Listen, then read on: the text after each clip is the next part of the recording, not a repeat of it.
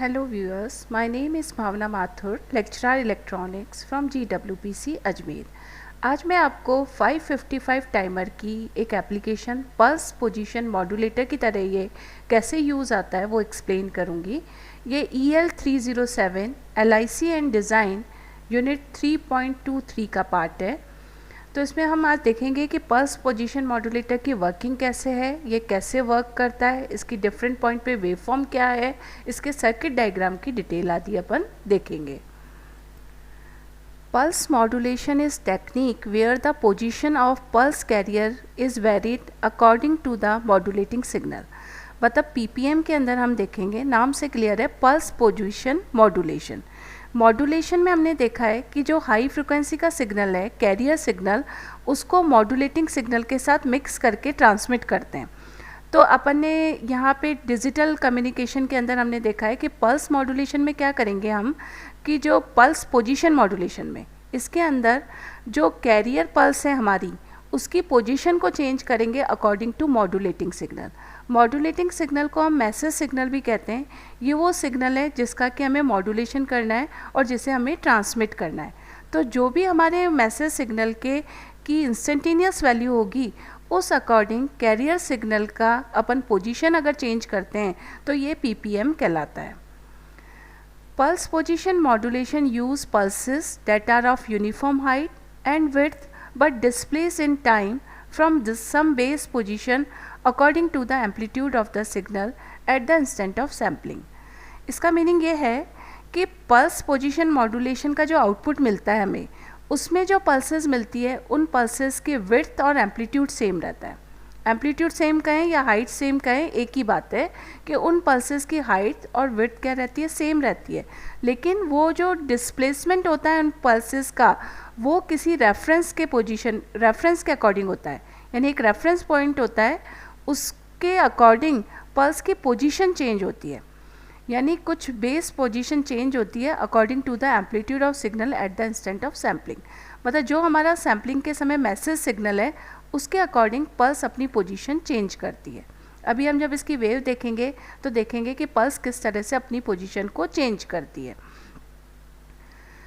The position of each pulse in relation to the position of a recurrent reference pulse. यानी जो हमारी हर pulse की position है वो रेफरेंस पल्स के अनुसार होती है, और जो रेफरेंस पल्स है वो किसके अकॉर्डिंग वेरी करती है, is varied by each instantaneous sample value of the modulating wave. यानी जो मॉड्यूलेटिंग वेव है, यानी जो हमारा मैसेज सिग्नल है जिसका कि हमें मॉड्यूलेशन करना है, उसके अकॉर्डिंग पल्स की पोजीशन यहाँ पे चेंज होती है। Pulse position modulation is also sometime known as pulse phase modulation. Pulse position modulation का दूसरा नाम है पल्स फेज मॉड्यूलेशन भी इसको कहा जाता है। अब यहाँ पे हम क्या बोल रहे हैं कि जो पल्स की पोजीशन चेंज हुई, हमारी सारी इन्फॉर्मेशन उस पोजीशन चेंज में होती है। क्योंकि हमने अभी बोला कि PPM में क्या होता है, हर पल्स की हाइट और विड्थ जो है वो सेम रहती है, बस उसकी पोजीशन चेंज होती है। तो जो पोजीशन चेंज है ना, that gives the information of modulating signal. यानी जो पोजीशन चेंज हो रही है वो मॉड्यूलेटिंग सिग्नल की हमें जानकारी देती है। If we fed the PWM signal to trigger input of IC555 in monostable mode, then the output of monostable will be PPM wave। यानी यहाँ यहाँ हम कह रहे हैं कि PWM सिग्नल जो है, आपको क्या चाहिए, PPM आउटपुट में चाहिए, पल्स पोजीशन मॉड्यूलेटेड वेव चाहिए। तो PPM वेव प्राप्त करने के लिए आपको क्या चाहिए होता है, PWM सिग्नल चाहिए होता है।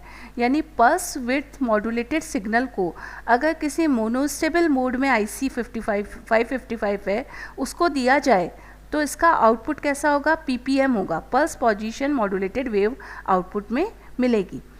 तो जो हम PWM वेव है वो कहाँ देते हैं, ट्रिगर इनपुट। आप ये तो जानते हो कि 555 हमने पढ़ा है डिटेल में। मोनोस्टेबल मोड में क्या होता है, एक स्टेट स्टेबल होती है और एक क्यूसी स्टेबल स्टेट होती है, और इनपुट हम इसमें किस किस पिन पे देते हैं, सेकंड पिन पे इनपुट दिया जाता है इसमें मोनोस्टेबल मोड में। तो अगर अपन उस सेकंड पिन पे PWM सिग्नल दें इनपुट पे, तो हमारा जो आउटपुट होगा वो कैसा मिलेगा, PPM वेव आउटपुट में मिलेगी। So to generate PPM we require one astable multivibrator to generate PWM signal and one monostable multivibrator to get desired PPM। कहने का मतलब है कि अगर आपको पल्स पोजीशन मॉड्यूलेशन आउटपुट में चाहिए तो आपको दो 555 टाइमर आईसी लेनी पड़ेगी, एक लेनी पड़ेगी एस्टेबल मोड में और दूसरी मोनोस्टेबल मोड में। एस्टेबल मल्टीवाइब्रेटर की तरह जो आईसी काम में आएगी वो PWM सिग्नल जनरेट करेगी और जो मोनोस्टेबल मल्टीवाइब्रेटर की तरह आईसी आएगी वो PPM प्रोड्यूस करेगी। क्योंकि हमने फर्स्ट लाइन में देखा कि अगर हम किसी भी मोनोस्टेबल मोड में 555 टाइमर आईसी के इनपुट पर PWM सिग्नल देते हैं तो आउटपुट में कैसा सिग्नल प्राप्त होता है, PPM प्राप्त होता है। तो PPM प्राप्त करने के लिए पहले आपको PWM चाहिएगा और PWM कैसे लेंगे हम, उसके लिए एक एस्टेबल मल्टीवाइब्रेटर काम में ले लो 555 का, वो PWM जनरेट करेगा और जो फर्स्ट आईसी से PWM जनरेट हुआ है वो सेकंड आईसी के इनपुट पे दे दोगे। जो सेकंड आईसी मोनोस्टेबल मोड में काम कर रही है तो उसका आउटपुट आपको क्या मिलेगा, PPM मिलेगा। The modulating signal is applied to a astable stage and its output is connected to the input of monostable state which at its output gives us pulse position modulated signal। जो अभी बात मैंने आपको बोली वही कहा गया है कि हमने अगर मॉड्यूलेटिंग सिग्नल यानी जिस सिग्नल का मॉड्यूलेशन करना है वो एस्टेबल स्टेट में जो आईसी है उस पर अप्लाई किया तो उस आईसी का आउटपुट कैसा मिलेगा, उस आईसी का आउटपुट मिलेगा आपको PWM, वो हम देंगे मोनोस्टेबल स्टेज के इनपुट पे देंगे तो जो हमारा आउटपुट होगा वो मिलेगा आपको PPM, pulse position modulated signal आपको आउटपुट में मिलेगा। अब अपना ये डायग्राम दिखाया गया है जो कि PPM जनरेट करता है। यहाँ पे ये देखिए, ये इसको अपन क्या करें कि इस आईसी का जो आउटपुट है इसको अगर हम सेकेंड पिन से कनेक्ट कर दें, अगर हम इसको कनेक्ट कर देते हैं तो हमारा यहाँ जो आउटपुट मिलता है वो PPM मिलता है। तो जो फर्स्ट आईसी शो की है 555 की वो एस्टेबल मोड में है और जो सेकंड है वो किस में है, सेकंड वाली जो आईसी है वो किस में है, मोनोस्टेबल मोड में। कैसे पता चला, एस्टेबल मोड की जब हमने वर्किंग देखी थी तो हमने देखा था कि सेकंड और 6 को शॉर्ट कर दिया जाता है और कैपेसिटर से कनेक्ट करते हैं। 7 पिन और सेकंड और 6 के बीच में R2 रेजिस्टेंस है और 7 और 8 के बीच में R1 रेजिस्टेंस है। अब हम इसमें जानते हैं एस्टेबल मोड का हमको पता है कि हाई लो अपने आप होता रहता है, मतलब इसमें दोनों ही स्टेट एस्टेबल होती है, चाहे आउटपुट हाई मिले या लो मिले दोनों ही स्टेट एस्टेबल है। हाई लो ये खुद चेंज करता है, यानी इसमें ऑटो ट्रांजिशन होता है। अब इस आईसी के अंदर जो हमारा आउटपुट मिलेगा वो किस अकॉर्डिंग चेंज हो रहा है, हम चाहते हैं मॉड्यूलेटिंग सिग्नल के अकॉर्डिंग चेंज हो रहा है। तो उसके लिए 5th नंबर पिन पे हमने इनपुट जो सिग्नल लिखा है यहाँ पे, ये this is a modulating signal, यानी 5th पिन पे मॉड्यूलेटिंग सिग्नल दिया जाता है। अब आपने जब इसका फंक्शनल डायग्राम देखा था एस्टेबल मोड में तो अपन ने ये देखा था फंक्शनल डायग्राम में कि जो 5th पिन होती है वो कंट्रोल टर्मिनल होता है और 5th पिन का जो रेफरेंस वोल्टेज होता है वो 2/3 VCC होता है। तो अब 5th पिन का वोल्टेज 2/3 VCC फिक्स नहीं रहेगा, अब वो किस पे डिपेंड करेगा, इस इनपुट पे। Input is a modulating signal, इस मॉड्यूलेटिंग सिग्नल पे हमारा 5th का रेफरेंस वोल्टेज डिपेंड करेगा। तो रेफरेंस वोल्टेज अगर 5th का चेंज होगा उस अकॉर्डिंग अपना जो कंपेरेटर लगा हुआ है 5th पिन के साथ उसका आउटपुट चेंज होगा। तो उसके आउटपुट के एस इनपुट पे जो भी इनपुट आ रहा है, एस इनपुट आ रहा है, उसके अकॉर्डिंग इसका आउटपुट वेरी करेगा। अगर मॉड्यूलेटिंग सिग्नल का अगर एम्पलीट्यूड मैक्सिमम है तो हमारी पल्स जो मिलेगी यहाँ पे 3rd पिन पे हमें PWM आउटपुट मिलेगा, पल्स विड्थ मॉड्यूलेटेड आउटपुट मिलेगा। तो जो आउटपुट की पल्स होगी उसकी विड्थ ज़्यादा होगी जब इनपुट के मैक्सिमम एम्पलीट्यूड है। यानी मान लीजिए आपका मॉड्यूलेटिंग सिग्नल एक साइन वेव होती है, साइन वेव का जब पॉजिटिव पीक आता है तो हम मानते हैं मैक्सिमम इनपुट वोल्टेज है। तो जब इनपुट वोल्टेज मैक्सिमम होगा तो उस समय विड्थ ऑफ द पल्स भी मैक्सिमम होगी। तो 3rd पिन पे जो पल्सेस मिलेगी उसकी विड्थ भी क्या होगी, हमारे मैक्सिमम होगी। लेकिन जब नेगेटिव हाफ साइकिल आएगा तो नेगेटिव हाफ साइकिल का जब पीक आएगा तो उस समय पल्स की विड्थ क्या होगी, मिनिमम होगी। जो 3rd पे पल्स मिल रही है उसकी विड्थ मिनिमम होगी, क्योंकि पल्स की विड्थ किस पे डिपेंड करेगी, 5th पे जो सिग्नल मिल रहा है मॉड्यूलेटिंग सिग्नल उसके इंस्टेंटेनियस वैल्यू पे हमारा पल्स की विड्थ डिपेंड करेगी।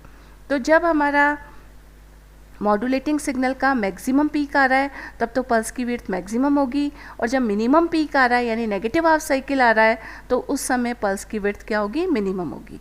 इस तरह का जब PWM आउटपुट थर्ड पिन पे मिला, इसको यहाँ पे हम ज्वाइन कर देंगे। अभी तो हमने शो किया थर्ड का आउटपुट। अब इस थर्ड के आउटपुट को सेकेंड IC के इनपुट पे दे दिया। सेकेंड पिन और 6 पिन 555 की हम जानते हैं इनपुट पिन है, तो इसकी इनपुट पे दे दिया। तो मैंने आपको अभी बताया कि अगर PWM अगर हम इनपुट पे दें मोनोस्टेबल मोड में तो आउटपुट में हमें क्या मिलता है, PPM मिलता है, पल्स पोजीशन मॉड्यूलेटेड आउटपुट मिलता है। तो इसकी सेकेंड पिन पे हमने ये दे दिया। अब अगर हम इस IC की बात करें तो हम ये कॉन्फ़िगरेशन देख चुके हैं कि एस्टेबल मोड में क्या होता है। एस्टेबल मोड में आउटपुट हाई लो होता रहता है, और 8th पिन पे अपन क्या करते हैं, VCC वोल्टेज देते हैं। ये सारा सर्किट एस्टेबल मोड का है जिसकी वर्किंग हम देख चुके हैं। अब इसका जब आउटपुट हमने इसको दिया तो अपन जानते हैं कि मोनोस्टेबल मोड में एक स्टेट तो स्टेबल होती है और दूसरी QC स्टेबल स्टेट होती है। तो अगर आपको QC से स्टेबल स्टेट में तो ये अपने आप आ जाता है, लेकिन स्टेबल टू QC में जाना है तो आपको सेकेंड पिन पे क्या देनी पड़ती है, ट्रिगर पल्स देनी पड़ती है। तो अब जो सेकेंड पे ट्रिगर पल्स देंगे वो कहाँ से मिलेगी, थर्ड के आउटपुट से, और उसकी विड्थ क्या होगी, वेरिएबल होगी। तो उसकी विड्थ के अकॉर्डिंग हमारे आउटपुट की पोजीशन चेंज होगी। आउटपुट की पोजीशन चेंज करेगी according to the PWM signal at pin 3 of first IC के थर्ड पिन पे जो PWM सिग्नल मिल रहा है उसकी विड्थ के अकॉर्डिंग हमारा यहाँ पे पल्स की पोजीशन चेंज करेंगे, क्योंकि इस थर्ड को हमने इस इनपुट से कनेक्ट कर दिया। अब हम जानते हैं कि मोनोस्टेबल मोड में 6 भी इनपुट पिन है, लेकिन इसको काम में इस पर पल्स नहीं देते। इसको 6 और 7 को शॉर्ट करके एक कैपेसिटर के साथ जोड़ दिया जाता है। अगर हमें स्टेबल टू QC स्टेबल में जाना है तो सिर्फ सेकेंड पिन पे ट्रिगर पल्स देंगे। तो यहाँ ट्रिगर पल्स किस फॉर्म में दे दी, PWM की फॉर्म में दे दी और यहाँ कनेक्ट कर दिया। तो हमारा आउटपुट कैसा मिल गया, आउटपुट में क्या मिल गई, PPM मिल गया, पल्स पोजीशन मॉड्यूलेटेड आउटपुट हमें मिल जाएगा। अब हम इसकी वर्किंग देखेंगे कि इस पॉइंट टू पॉइंट, अभी मैंने वर्किंग आपको डायग्राम से एक्सप्लेन कर दी, अब हर पॉइंट देखेंगे कि इसमें क्या हो रहा है। In this circuit 2555 IC is used. First is in astable mode and second is in monostable mode. ये मैं आपको पहले भी बता चुकी हूँ कि जब PPM प्रोड्यूस करने के लिए 2 IC यूज़ लेंगे 555 IC, पहली वाली को एस्टेबल मोड में रखेंगे और दूसरी को किस में रखेंगे, मोनोस्टेबल मोड में रखेंगे। The input signal or modulating signal is applied to control terminal of the astable multivibrator. When the input signal amplitude varies, the control terminal voltage changes and the switching voltage of the astable multivibrator changes accordingly. Width of pulse depend on the baseband signal. अब यहाँ ये मैंने अभी आपको working बताया था कि जो इनपुट सिग्नल है या मॉड्यूलेटिंग सिग्नल जिसका कि हमें मॉड्यूलेशन करना है वो किस पे अप्लाई करते हो, फर्स्ट IC की 5th नंबर पिन पे। 5th नंबर पिन को हम कंट्रोल टर्मिनल बोलते हैं। इसका वैसे रेफरेंस वोल्टेज 2/3 VCC फिक्स होता है, लेकिन जब यहाँ मॉड्यूलेटिंग सिग्नल दोगे तो इसका रेफरेंस वोल्टेज चेंज होगा, और इसका जो रेफरेंस वोल्टेज है वो किसके अकॉर्डिंग चेंज होगा, according to the modulating signal, क्योंकि यहाँ पे आपने क्या दिया, 5th पे मॉड्यूलेटिंग सिग्नल दिया जिसका कि आपको मॉड्यूलेशन करना है। अब मॉड्यूलेटिंग सिग्नल चेंज होगा तो इसका स्विचिंग वोल्टेज भी चेंज होंगे।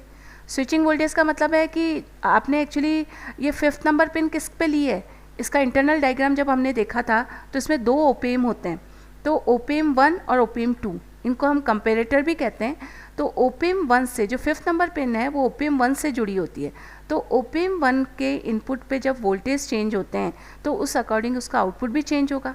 तो यहाँ हमने कहा कि जब एस्टेबल मल्टीवाइब्रेटर में जब इनपुट सिग्नल का एम्पलीट्यूड वेरी करेगा यानी कंट्रोल टर्मिनल पर वोल्टेज चेंज होंगे तो इसके स्विचिंग वोल्टेज भी एस्टेबल मल्टीवाइब्रेटर के चेंज होंगे, और जो आउटपुट में पल्स मिलेगी एस्टेबल आउटपुट में उसकी विड्थ वेरी करेगी according to base band signal. Base band signal मतलब मॉड्यूलेटिंग सिग्नल, जो आपका इनपुट सिग्नल है उसके अकॉर्डिंग पल्सेस की विड्थ वेरी करेगी। When positive peak of wave occurs, then pulse width is maximum, and when negative peak occurs, pulse width is minimum.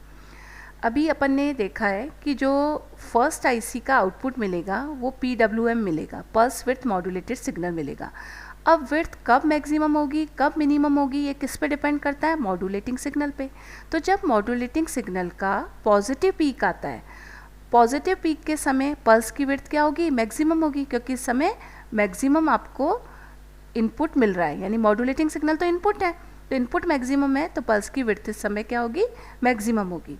लेकिन जब उसका नेगेटिव पीक आएगा, तो नेगेटिव पीक मतलब मिनिमम वैल्यू है, तो वो नेगेटिव में peak but that have minimum value, तो उस समय पल्स की विड्थ क्या होगी, मिनिमम होगी। The first 555 IC generate PWM wave which is applied to pin number 2 of second 555 IC। यहाँ तक हमने फर्स्ट IC की वर्किंग देख ली कि फर्स्ट IC जो है वो कैसे PWM जनरेट करती है। अब इसका इंटरनल स्ट्रक्चर समझने के लिए आपको इसका स्टेबल मल्टीवाइब्रेटर की तरह वर्किंग देखनी पड़ेगी, तब आपको समझ में आएगा कैसे इसमें कंपेरेटर लगे हैं, कैसे फ्लिप फ्लॉप लगा है और कैसे ये वर्क करता है। तो अभी हमने यहाँ पे देख लिया कि हमारा मॉड्यूलेटिंग सिग्नल लगाने से कैसे इसका आउटपुट वेरी करता है, कैसे पल्स की विड्थ वेरी करती है। अब जो ये PWM मिला, इसको सेकेंड IC के पिन नंबर 2 पे हम दे देते हैं। The second 555 timer IC work as monostable multivibrator. First तो वर्क करी थी AMV की तरह, सेकेंड वर्क करी है MMV की तरह। MMV के बारे में मैं आपको बता चुकी हूँ कि मोनो स्टेबल मल्टीवाइब्रेटर में एक स्टेज स्टेबल होती है और दूसरी QC स्टेबल होती है। QC का मतलब है एस्टेबल, मतलब वो स्टेट स्टेबल नहीं होती। तो जब आपको स्टेबल स्टेट से QC स्टेबल में जंप करना होता है, तो उसके लिए आपको ट्रिगर पल्स देनी पड़ती है पिन नंबर 2 पर। तो और पिन नंबर 2 पे ट्रिगर पल्स देके हमारा MMV स्टेबल स्टेट से QC स्टेबल स्टेट में आ जाता है, लेकिन QC से स्टेबल में ऑटो ट्रांजिशन होता है, मतलब QC से स्टेबल स्टेट में ही अपने आप आ जाता है, उसके लिए आपको कोई भी पल्स देनी नहीं पड़ती है। तो हम यहाँ कह रहे हैं कि second 555 timer IC MMV mode में वर्क कर रही है, तो हम सेकेंड पिन पे ट्रिगर पल्स की जगह यहाँ क्या देंगे, PWM देंगे, जो PWM आउटपुट है फर्स्ट टाइमर IC का। यानी फर्स्ट टाइमर IC का आउटपुट है PWM, जो कि सेकेंड IC के 2 नंबर पिन पे दिया जाता है। 2 नंबर पिन पे वैसे हम ट्रिगर पल्स देते हैं, लेकिन जो ये PWM मिल रहा है ये ट्रिगर पल्स की तरह ही एक्ट करेगा। Hence we apply PWM signal at the input of second 555 IC and we get the PPM signal at an output। तो अगर आपके PWM सिग्नल सेकेंड पिन पे दिया, तो सेकेंड IC के आउटपुट में कैसा सिग्नल मिलता है, PPM आउटपुट सेकेंड IC के आउटपुट पर मिलता है। अब हमने कह दिया कि सेकेंड का आउटपुट कैसा होगा, PPM होगा, लेकिन the position of output pulse varies according to the width of input pulse.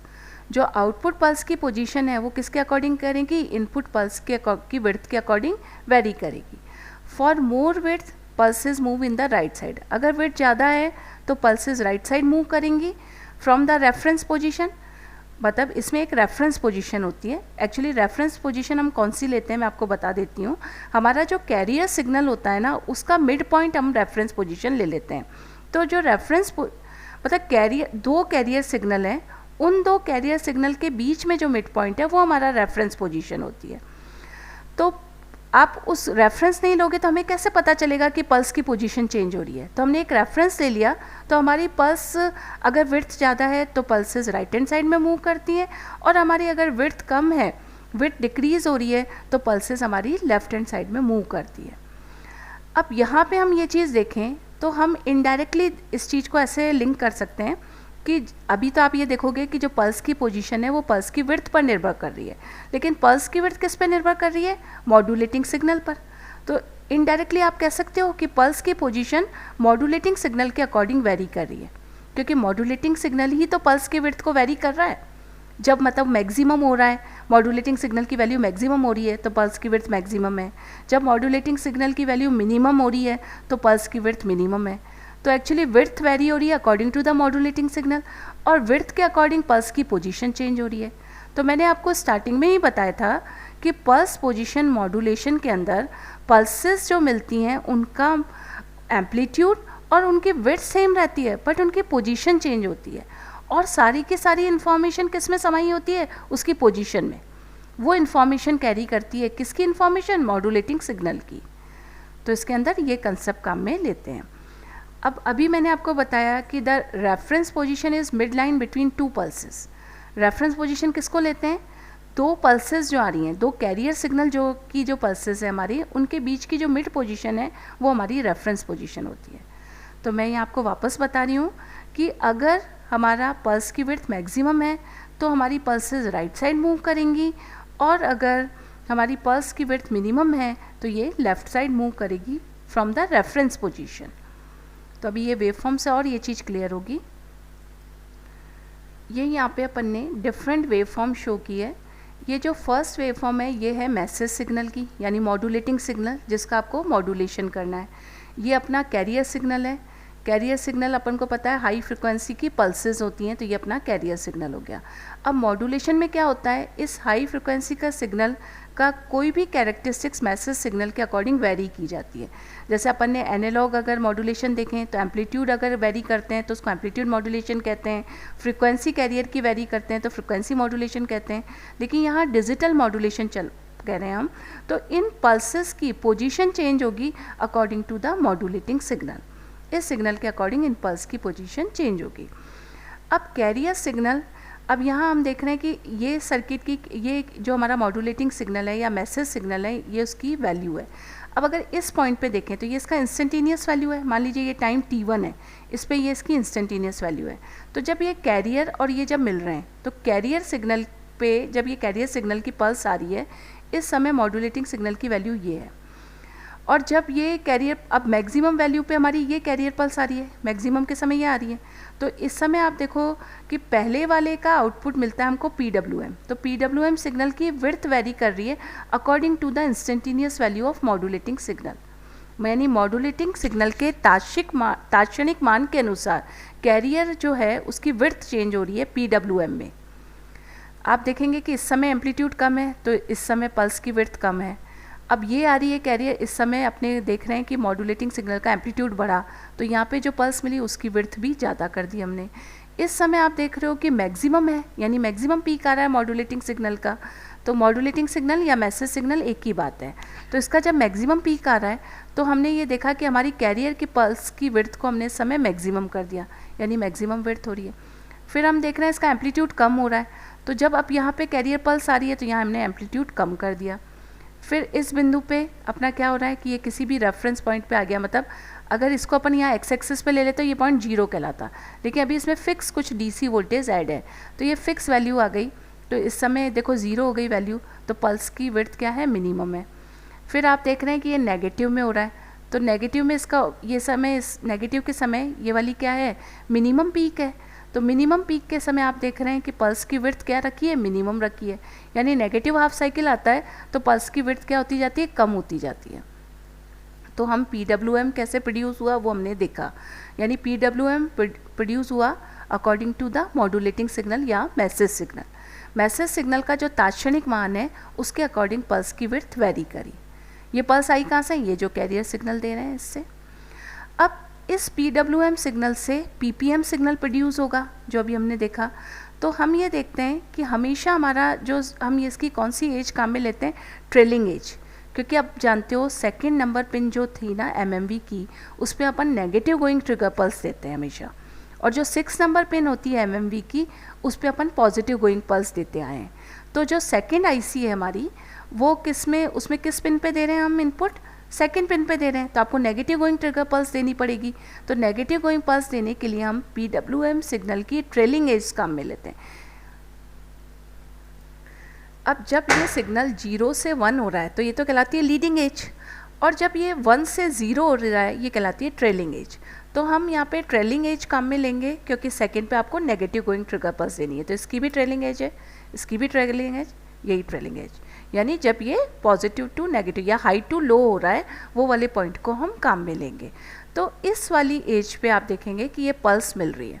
अब इस समय पल्स मिली हमें, अब इस समय एम्पलीट्यूड बढ़ गया, इसका एम्पलीट्यूड इससे ज़्यादा हुआ, तो ये आपकी राइट साइड शिफ्ट हो रही है पल्स, तो ये पल्स मिली। पल्स की आप देख रहे हो कि हाइट यानी एम्पलीट्यूड और पल्स की विड्थ इस समय सेम है। ये जो पीपीएम सिग्नल है इसमें विड्थ सेम है और हाइट भी सेम है, सिर्फ पोजीशन चेंज हो रही है। अब इस समय आपका विड्थ मैक्सिमम है, तो आप देख रहे हो कि ये पोजीशन चेंज हो गई, यहाँ से यहाँ तक की दूरी ज़्यादा है जबकि यहाँ से यहाँ तक की दूरी क्या थी, कम थी, यानी पोजीशन चेंज हो गई आपकी। अब इसका आप देख रहे हो कि इसका जो एम्पलीट्यूड है वो इससे कम है, तो इसकी पोजीशन ये वाली सबसे ज़्यादा डिस्टेंस है, ये इससे कम हो गई। फिर आपकी इस नेगेटिव एज पे, जब आप नेगेटिव एज लेते जाओगे तो विड्थ चेंज होगी, तो ऑटोमेटिकली आप देखोगे इसकी पोजीशन चेंज होती जा रही है, तो इनकी पोजीशन चेंज होती है। तो जब हमारी विड्थ बढ़ रही है तब तो हम राइट हैंड साइड मूव करते हैं, लेकिन जब विड्थ कम होती है, यानी इस समय विड्थ सबसे कम है, तो हम लेफ्ट हैंड साइड मूव करते हैं, तब ये डिस्टेंस क्या रह जाती है, कम रह जाती है। यानी पल्स की विड्थ बढ़ती है तो हमारा मूवमेंट जो है वो राइट हैंड साइड ज़्यादा आता है पल्स की पोजीशन का, और जब ये विड्थ मतलब ये कम होती है पल्स की विड्थ, तो हमारी वेव कहाँ ज़्यादा मूव करती है, लेफ्ट हैंड साइड, यानी इनके बीच की डिस्टेंस कम होती जाती है। तो नेगेटिव हाफ साइकिल के लिए ये डिस्टेंस कम होती है, और पॉजिटिव हाफ साइकिल के लिए जब मैक्सिमम पीक आता है तो पल्स की पोजीशन यानी ये डिस्टेंस क्या होती है, मैक्सिमम होती है। तो इस तरह से पीपीएम सिग्नल जनरेट होता है।